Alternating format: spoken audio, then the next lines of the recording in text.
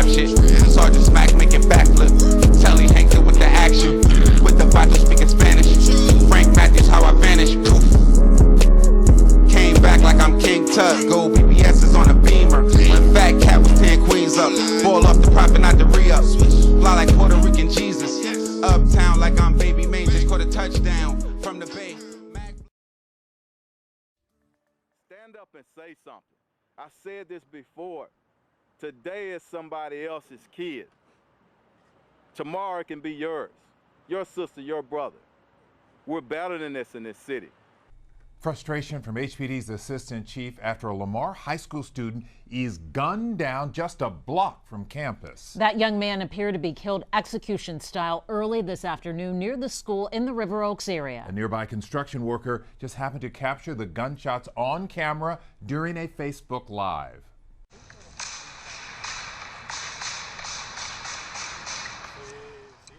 Police believe this might have been gang-related. We have live team coverage with a close look at the problem of teens and gangs in Houston. But right now, Brett Buffington has breaking news about the getaway car here. Brett?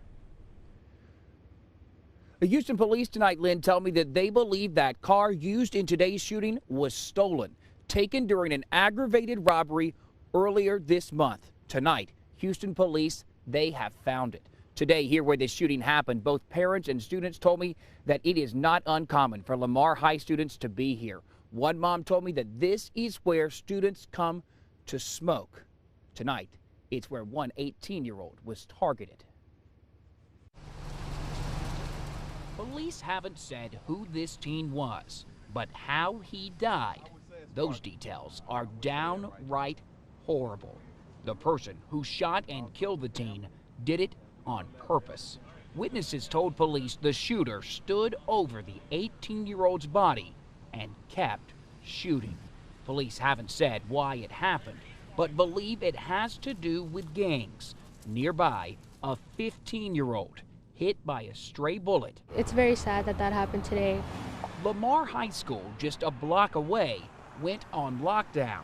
Both of the teen victims, students, their classmates, scared. My first assumption was, oh, the school's gonna get shot up. This student says he hid under the gymnasium bleachers. It was scary. This one on her classroom floor. You didn't know what was going on. The 18-year-old gunned down hadn't been a Lamar High School student for long. One classmate said he'd only been here for several weeks, a new student that not many knew much about. Police believe that they are looking for 3 men. According to witnesses, the man who pulled the trigger, he was wearing a mask. So police don't have a very good description of that person. That car, it was found tonight in the 3rd Ward only about 2 hours ago. Tonight, the search continues for the shooter. We are live in Upper Kirby. I'm Brett Buffington, KHOU 11 News. And Mayor Sylvester Turner also frustrated tonight, putting out a statement saying the city of Houston will not tolerate gang activity or any senseless violence on our streets, especially not the kind that targets the young people. Kenneth Roberson aspired to be a rapper and a singer. He counted his mother Yvonne Ferguson Smith as an inspiration. He took his music real seriously. When he would come to the house, he had his little composition book, writing his music down. But Roberson never achieved his dreams. My son was 24 years old when he was murdered, September the 23rd, 2018. Early that morning, Ken Roberson was gunned down in this southeast Houston neighborhood, the result of a drive-by shooting. The evidence that would help police link suspects to the crime was surveillance camera footage here and bullet casings left behind. We were able to tie the shell casings found at the scene to other scenes with similar shell casings from the same weapon. Though his family said he had no part in gang life, authorities say Roberson was a victim in an ongoing Houston turf war between 2 rival factions. Almost 2 months later, authorities believe the same gun was used to murder a teenager outside his high school. The ability to quickly see interrelated cases which are connected by the use of a firearm can tell you who did it. It's now routine for police departments in the Houston area to collect spent bullets and casings from all gun crimes. We know that once a shooter, shoots 3 or 4 times, he or she is probably not going to stop. With help from the U.S. Bureau of Alcohol, Tobacco, Firearms, and Explosives, tracing guns has taken a high-tech track. And the equipment will give it an electronic signature or fingerprint, so to speak, and then it'll place that electronic signature into a database. The National Integrated Ballistics Information Network, or NIBIN, is the system ATF and local law enforcement in the Houston area use to connect low-level gun crimes to suspects in more serious cases. Using cutting-edge image technology and a computer database, the system can cross-reference forensic evidence from bullet casings to the guns that fired them. NIBIN provided a crucial link in the Roberson murder. It helped point the way to 2 men now in jail. People is just killing. It's like it's normal now. The bullet shells did the talking when the suspects did not. If I don't want nobody else, mother to lose their children, gun violence, any type of violence. On the news, another youngin' died from gun violence. The hood is getting spooked. Reflective in his verse, Ken Roberson rapped about the same street violence that took his own life. A pattern police hope to end in part with technology. John Moan, Associated Press, Houston. We are getting new details tonight about an accused killer whom prosecutors have called a danger to the community. Kendrick Johnson is charged with 3 murders, suspected of 3 others, and investigators say he may have played a role in dozens more. A killing spree that may be tied to a Houston gang war. Channel 2 reporter Brandon Walker live now with that story. Brandon.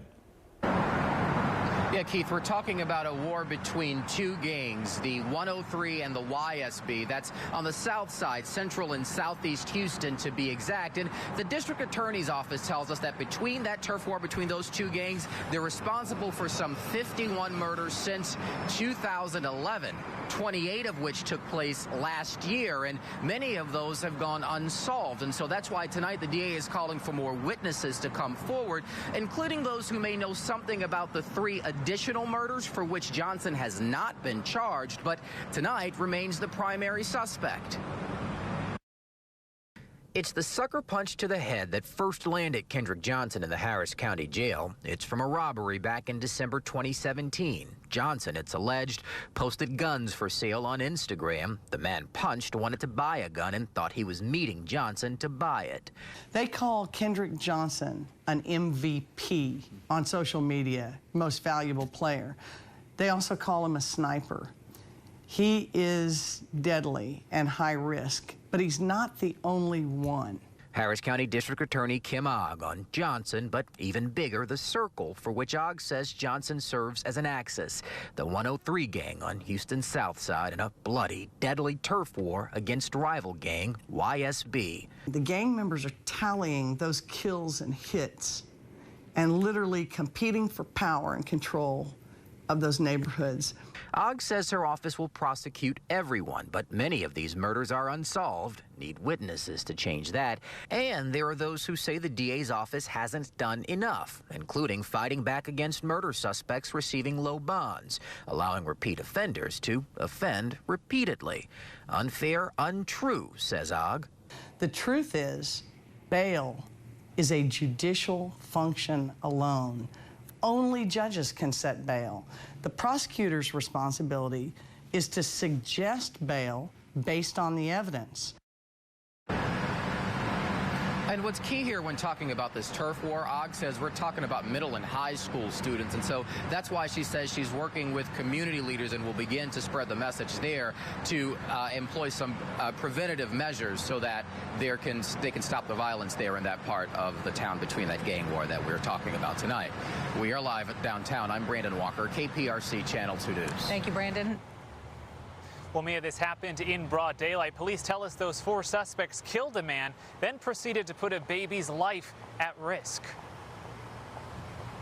It's dramatic video from the south side, a violent, deadly shooting and carjacking in broad daylight. They were just like a movie scene. They're like shooting in the air. The surveillance video comes from the motel off London in Idaho. The owner doesn't want to show his face on camera, fearful for his life until the suspects are caught. His cameras capture the moment 4 guys open fire on a man out in front of a yellow house before their car ends up in a ditch. They then forced a woman and her 11-month-old niece from their minivan before opening fire back towards the house again. 20 to 15 shots going out That's all they heard. Police tell us these thugs are responsible for killing 53-year-old Sam Johnson and wounding another man. Neighbors say Sam worked at the local convenience store and never bothered anyone. Nobody knows those people around here. They just barely pulled up and start shooting at everybody, and we don't like it here. If you watch closely, one of the 4 suspects flees the scene. Police captured him not too far away. Our cameras were rolling during that arrest. Today, HPD identified him as Melroy Harris. He's now facing murder charges. But these 3 other suspects who terrorized an innocent woman and her baby niece are still on the run. Police asking for your help tonight. Now, if you have any information about who these remaining 3 suspects are, you're asked to call Crime Stoppers right away. We're live downtown tonight. I'm Marcelino Benito, KHOU 11 News.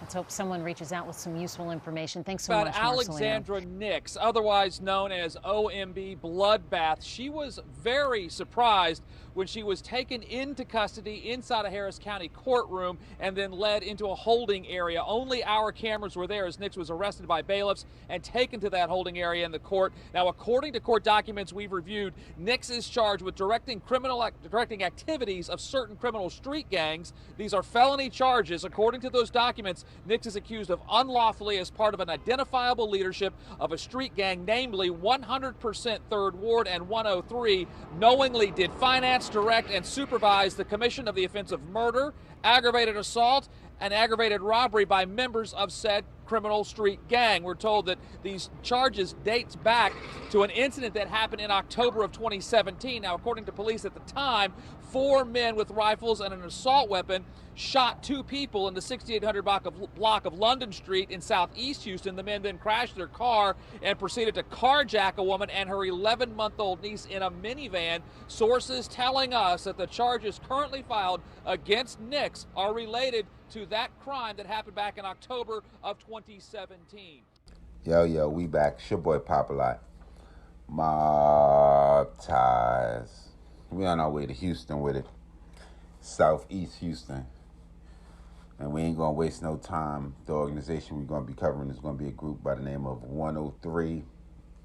And the person that we're gonna be covering is gonna be a female by the name of Alexandra Nix, or OMB Bloodbath, which pretty much everybody else know her by.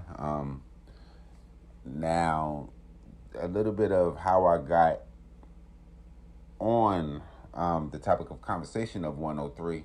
I was getting a lot of requests for people like, well, you need to come in Houston, you need to tap into Houston. So along the course of me doing my research on the city, it led me to the 3rd Ward, and it led me directly on the doorstep of 103. Because as I'm doing research, I'm seeing murders, I'm seeing shootings, I'm seeing all kind of criminal activity going around. And from what the media is portraying, they're saying it's like a gang war. And that gang war is going to be, from what they say, is going to be between that 103 group that's centered in downtown Houston. I want to say off the 610 loop, if I'm not mistaken. Y'all kind of work with me because, shit, I'm doing so much research that should be crossing sometimes. But I want to say it's off the 610 loop. And they're beefing with the group by the name of YSB, or Young Scott Block. Not sure how long that beef been going on, or not sure what the beef is over, but that shit is so serious. So much so where I couldn't even kind of compact it into this one area. Or this one episode.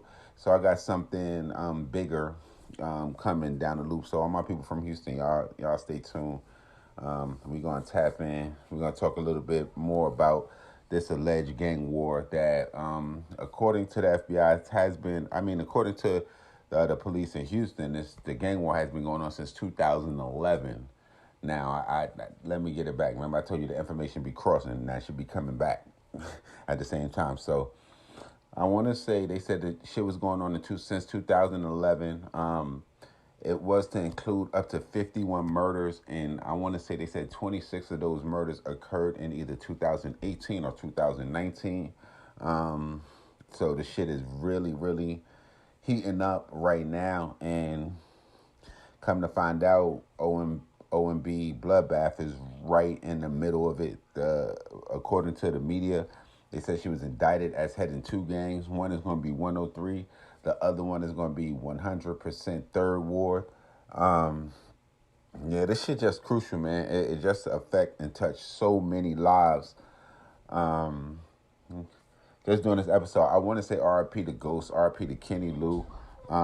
This shit just so deep, but y'all just stay tuned for a little bit more. We're not sure what's going to go on with OMB Peasy. We got our eyes open. I'm sure she's going to be going to trial. We're going to try to see what evidence they got against her. Y'all niggas get in the comment box. Let us know what y'all think. Anybody from Houston, tap in. Let us know how crazy it is in the city, if it's ramping down, if it's slowing down.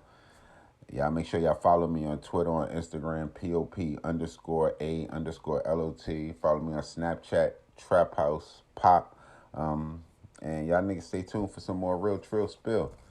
It's your boy Pop. Mobb, Ty.